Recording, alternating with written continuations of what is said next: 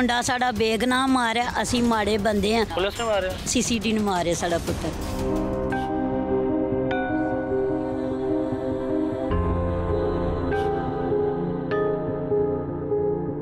मेरे भाई ने जाती की इन्होंने कत्ल कर दिता फड़ के।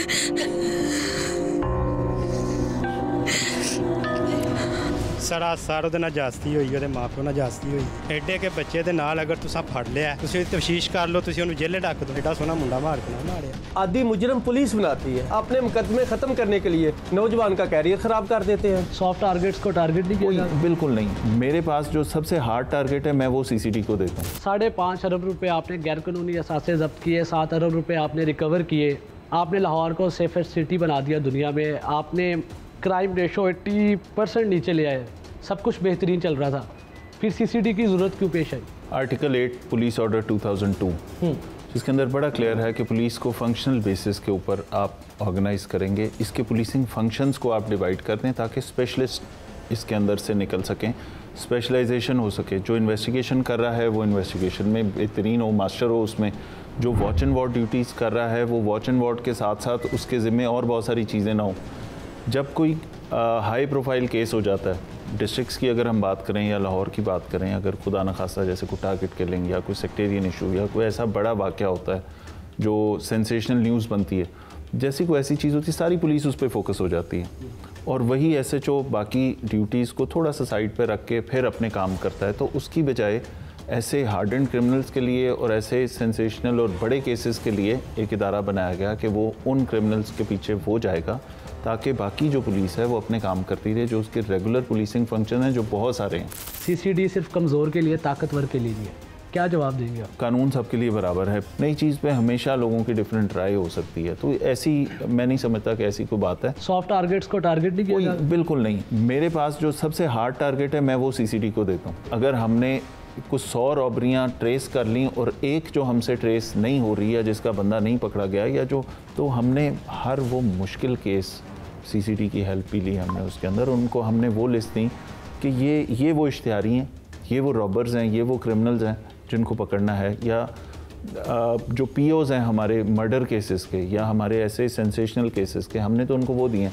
तो it's not for the soft targets, I believe कि it's for the hard targets. Robbery plus rape, robbery plus murder, ये अगर कानून साजी के ज़रिए हो, क्या जुडिशरी पे थोड़ा बिलीव हो और इस वे में हम चले, या खुद ही सारे फैसले करके नहीं करता सी बड़े ना सानू है कि करता सी वो करता है। हाँ जी, लेकिन छोटा नहीं करता, छोटा नहीं करता, जिन्हों मारता है। हाँ जी, इन्हों बिला वजह मारता है, इन्हों बिला वजह मार देता बेकसूर। हाँ जी, बेकसूर। क्यों, कोई दुश्मनी लाई है किसी ने? नहीं जी, कोई दुश्मनी नहीं। फिर मतलब बिला वजह कोई क्यों मारेगा किसी? अल्लाह जाने जी, पुलिस नूं पता है, जी नवी पुलिस निकली है ये। हाँ जी, जड़ा अगे चढ़दा नूं मारी जांदे ने, लेकिन वो तो मारे ने बड़े बड़े डकैतां नूं, मुजरमां नूं। हाँ जी, नहीं छोटिਆਂ ਨੂੰ भी मारी जांदे ने जी, छोटिਆਂ ਨੂੰ कितों छड्डदे ने पे। ਇਹ ਤੇ ਹੁਣ ਮੇਰੇ ਬੱਚੇ ਤੇ ਕਿਹੜੇ ਕੇਸ ਸਨ? 3-4 केस, 3-4 केस ਹਨ। ਵੱਡਾ ਉਹਦੇ ਤੇ 50 केस ਹਨ, ਉਹ ਤੇ 50 ਬਣਾ ਹਟੇ ਨੇ ਨਾ।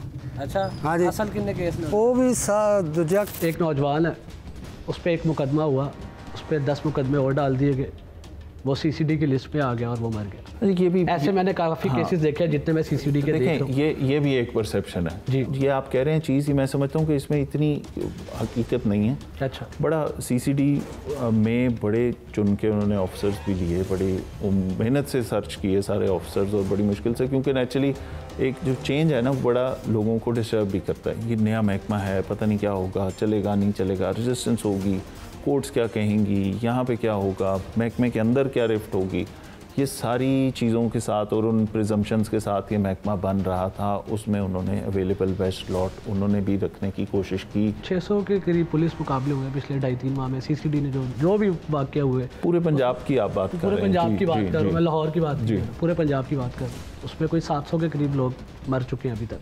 अच्छा, मेरे ख्याल में ये इस तरह फिगर नहीं है, इसमें ये हो सकता है कुछ ज़ख्मी भी होंगे, कुछ की मौत वाक़ई होगी। मेरे इत्तलात के मुताबिक 600 से 700 के करीब लोग मर चुके हैं। ठीक है।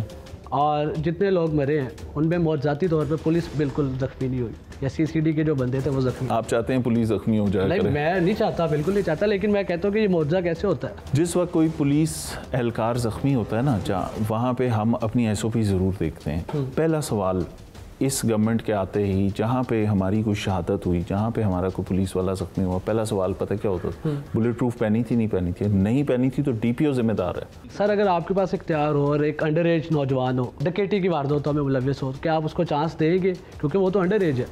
आप ऐसे मौके पे क्या करेंगे? गाजियाबाद में अभी आपने देखा कि जी छोटे छोटे बच्चे थे, एक बुजुर्ग की जेब काट ली।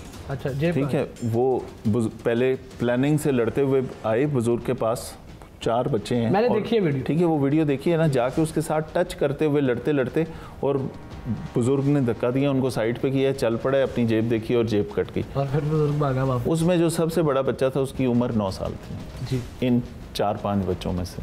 तो आप ये देखें कि ये अंडर एज होना, मेरे जितने मोटरसाइकिल चोरी हो रहे हैं, ठीक है, उसमें से बहुत बड़ी परसेंटेज उन बच्चों की है 9 साल, 10 साल, 11 साल।